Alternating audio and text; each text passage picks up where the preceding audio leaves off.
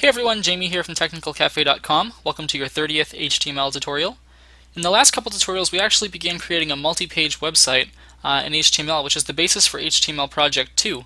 And in this tutorial, we're not going to be using any CSS like we did in the previous project for the profile pages.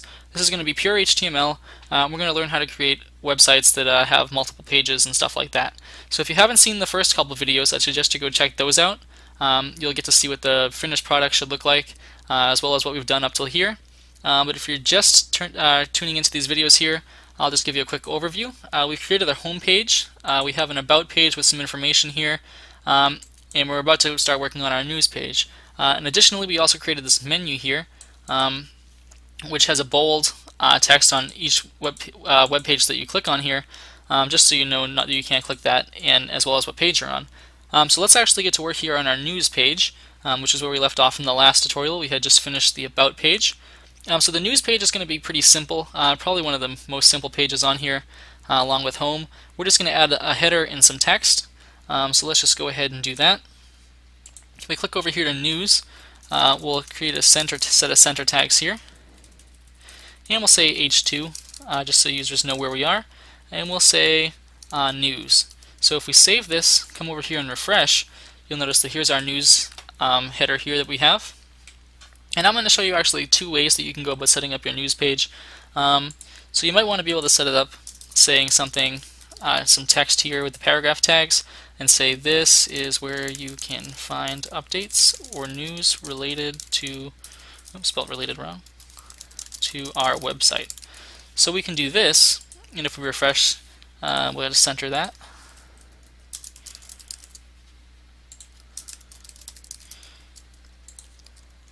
You can just do a basic news page where you can just type news and stuff like that, or you can make it look more like a blog if you want to. You can leave this news header in, and what you can do is you can actually, within this center tag here, add a header 3, which is a little bit smaller than the header up here, and we'll just say topic. So we'll save that.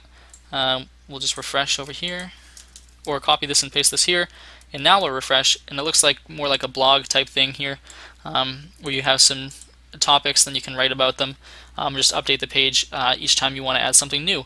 So that's more like a blog type thing. So this is basically two ways that you can go about creating it. It's up to you. It's just adding basic text to a web page, so it shouldn't be too difficult. But I just thought it would be interesting to show you how to do that. So what we're going to do is we're going to actually add the paragraph way, just to keep things simple and save some time. So we'll add in our paragraph tags again, and we'll just say this is where you can find news and updates related to our website. So if we save here, come over and refresh, you'll see it looks nice. It's pretty clean, albeit basic, but it's just a news page.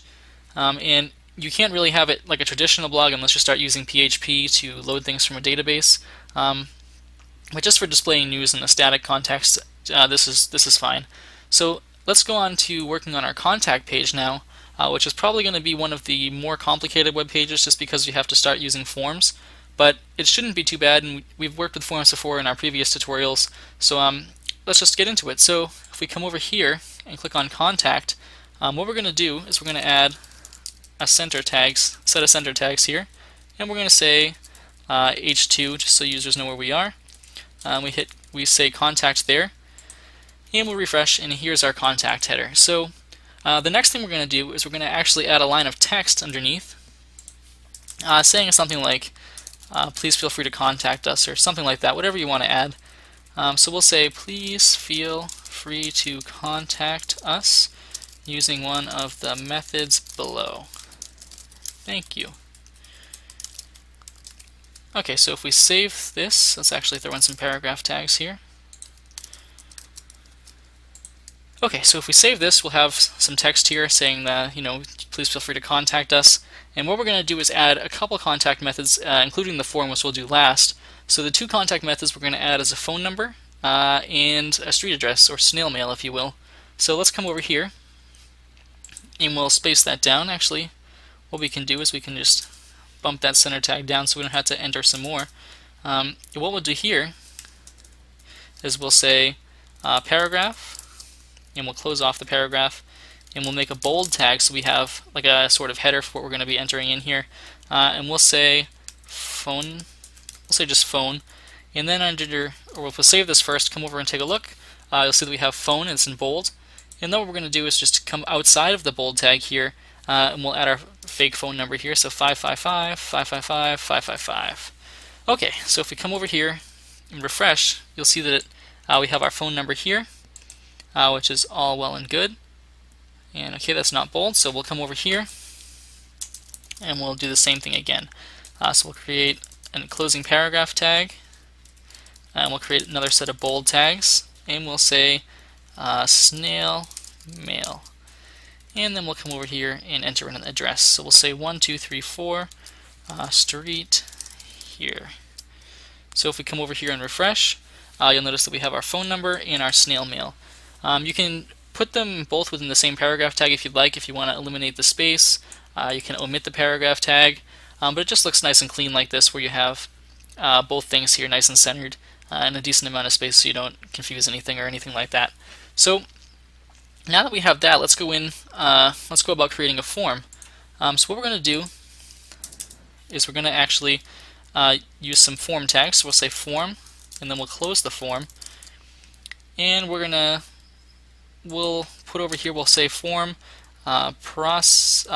method equals, and we'll say post, since we're going to be sending a decent amount of information, so you don't want that all coming through in the URL here, which would get with the get function. So we'll say post, and we'll say action equals. In the action attribute of the form element, if you remember, is what page it's going to be sent to. You can omit this if you're going to send it to the same page. You can enter in the same page, or you can use a different page, like a process.php or something like that. So for this purposes of this, we'll just say process.php. So when the user clicks send within the form, it'll take them to a process.php page where the information can be taken over and then used to, or edited in whatever way you want. So we're not going to go about creating this process.php page because I don't have a server or anything, or XAMPP or something like that we can use. But we'll just put it there as a placeholder, and it's also so you know what you can do with this. So now that we have our form, let's indent, and actually let's just indent the rest of this. Everything after body will indent just to keep everything clean. So we'll indent all this. Okay, we'll indent that. We will indent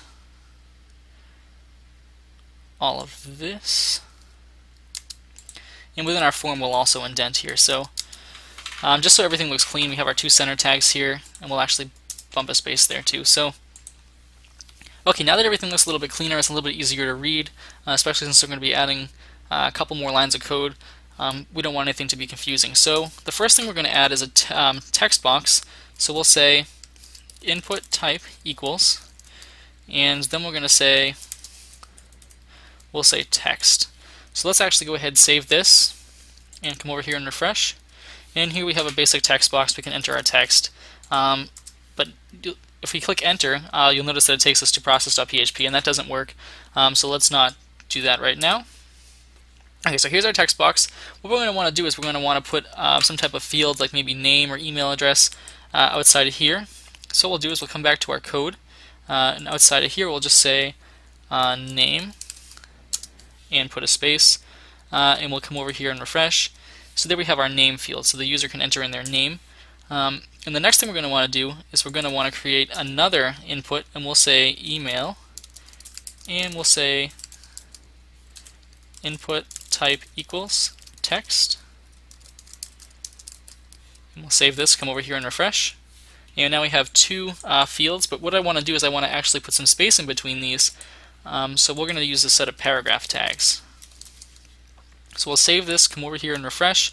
And now we have our two fields decently spaced from one another, where we can enter in our name. So we'll say Jamie, and our email, and we'll say jamie@technicalcafe.com. So now that we have these two fields here, we can go about creating our actual text box, where we're going to be sending where the user can write the body of the message.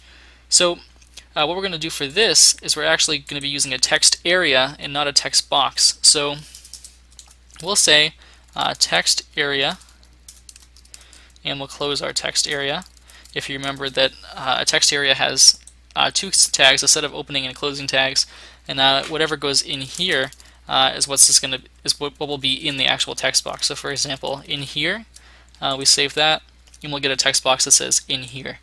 So what we're going to want to do is actually bump this down with a set of paragraph tags, save, and we'll come over here and refresh. And here's our text box. So one thing I want to put over there is we're going to say message, and then we'll use another set of paragraph tags just to keep everything nice and spaced. Okay, so here's where the user can enter their message. It's underneath, and it's on top of the text box rather than on the side, since we're going to actually change the amount of rows and columns, making this bigger. So let's come over here, and we'll say text area, we'll say rows equals, and calls equals. So rows is what we're going to be having going horizontally, so it's the size, essentially the size, how many rows we're going to have, and columns is how wide it's going to be. So for rows we'll say, let's say 200, and we'll say for columns we'll say 300. So let's see what that looks like. If we come over here and refresh, we'll notice that's quite a large text box. So we'll say 20 by 30, and still kind of big. So what we're going to do for columns is we're going to say, let's say 20 by 20. Okay, we'll change this here. For the number of rows we'll say 10, and for the number of columns we'll say 30. Now it's essentially a matter of trial and error. So this looks kind of nice. I just want to make it a little bit longer so we can accommodate full sentences. So we'll say columns, we'll say maybe 40, and if we refresh, okay, there we go. This looks pretty nice. It's a nice small text box, but enough to have full sentences. So if we can type, this is a message to be sent to the owner of this website. So it looks pretty nice. You can actually make it bigger or smaller depending on your tastes, and some browsers actually allow you to just drag it out and make it whatever size you want. So that's completely up to you, whatever you want your website to be about. Let's just get rid of this real quick. So we'll save this, come over and refresh. We'll just get rid of this. Okay, so this is what the website looks like without any text in there. So the next thing we're going to want to do is actually include a submit button, so that when we actually want to send this form to whoever's going to read it, we can go ahead and do so. So let's come down here, and we're going to say within our form, we'll say, let's just indent into there, input type equals submit, and we're going to give this value of send. And if you remember, value is what's going to be on the face of the button. So we'll save this, come over here, and we'll refresh, and here's our send button. So when we click send, it's actually going to send all of this information to our process.php page. So let's come down here and just indent the button down using some paragraph tags.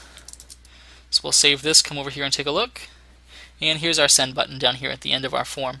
So one thing that we're going to want to do in order, and you'll learn more about this if you're going to be using some PHP to insert things into a database or to process information from forms, is that we want to actually add names to these so that we can recognize them when we pick them up in either a post or a get variable. So where it says input type equals text, we're going to give it a name, and we're going to call this name. And the name is what's going to be being sent, so when you're using PHP and you pick this up, you're going to pick up the name field, and this is going to be whatever the name is. So we called this name, and its name field is name, so don't let those two things confuse you. Or we can call this users underscore name. So for email, we're going to say name equals, and we'll say email. And for text area, we don't need to really put in anything, but we can type in name equals. Actually, for text area, you should put in something. If it's not part of the form, you don't need to, but seeing as it is a part of the form, we'll be sending it, we'll give the text area a name of body, for body of the message. Excuse me for that one there. In the send button, we'll give this a name, though it's not necessary. But you can use the send button if you want to check to see if the form has been submitted, to prevent people from using certain sections of websites and stuff like that. So we'll say name equals submit. So if we save this, come over here and refresh, you'll notice nothing's changed But now we can use our form, so Jamie, email jamie@technicalcafe.com, and our message can go here. So we gave all of these a name, so whatever we send, this is going to be the name, the email, and the body are here respectively. And when we click send, all of this will be brought via a post variable to our process.php page where we can do whatever we want, use it to send an email, something like that. So let's just recap what we did over here. We created our form sections, so our name section, email, and message. For the message, we didn't use a text box, but rather a text area, since we can better customize it and stuff like that. We gave the name input type, or the name text box, name of the user's name. So we're going to pick all these name variables or name attributes up in PHP later. So we called this one email, and for the text area, we gave it the name of body, since this is where we're going to be doing most of the processing of the text, or most of the text writing in the body, since it's the message. And we give our submit button the name of submit, just for checking certain things. So this is basically how we go about creating our contact page. So if we save this, come over here, and we come back, we refresh. This is our contact page here. We might want to add some text down here saying you can send us a message, so we'll come over here and do just that. So we'll come over, okay. Alternatively, you can send us a message. So if we save this and refresh, you'll see that we might want to add a little bit of a space. So we'll come down here and throw in another set of paragraph tags.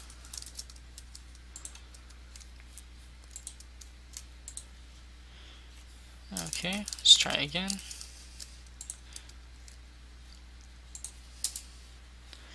Interesting, so it's not adding space for some reason. We'll just use a BR. Okay, there we go. So now we have some space. Might be a little bit too much space. We'll just get rid of one of those. And there we go. So now this is basically our website. We have our home, about, news, and contact pages. So thank you for watching. If you have any questions, comments, or suggestions, please feel free to post them in the comments below. Or also send me an email using the technicalcafe.com contact form. And you can also send me a message on YouTube too if you have any questions that you want me to elaborate on a little bit more, or just questions in general. So a quick recap of what we did: we created our home page here, our about page with information about it, our news page, and I showed you how we can customize it to look like a blog or something else like that, as well as our contact page where we created the form that users can send messages with. So that's basically how we're going to go about doing it. This is a multi-page website, and this is the last video in HTML Project 2. So please feel free to let me know if you have any suggestions for other HTML tutorials or anything like that, and thank you for watching.